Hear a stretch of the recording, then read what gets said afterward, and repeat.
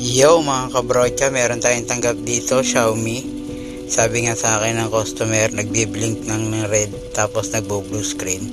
Sabi, nagkaunawaan niya kami. Sabi ko, sige po, grounded po yan, shorted po yan. At hanapin ko po yung dahilan kung bakit nasira yung cellphone o bakit so ayaw na mag-power.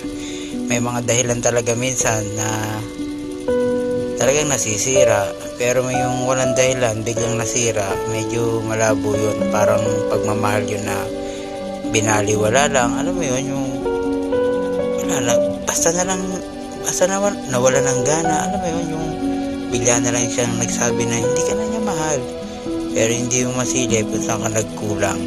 After ko nga hanapin kung saan tayo nasira, tatanggalin natin yun, at kung may pamalit papalitan po natin kung kailangan palitan.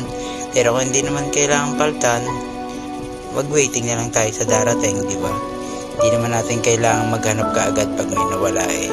At nag-okay na nga po yung unit niya, at normal na po yung mga parts, hindi na po umiinit. I-test na po natin yan. At yun na nga po, at tumabas na ang MI at nagcha-charge na rin po siya. Yan nga po pala yung customer ko, mag-asawa. Maraming salamat po.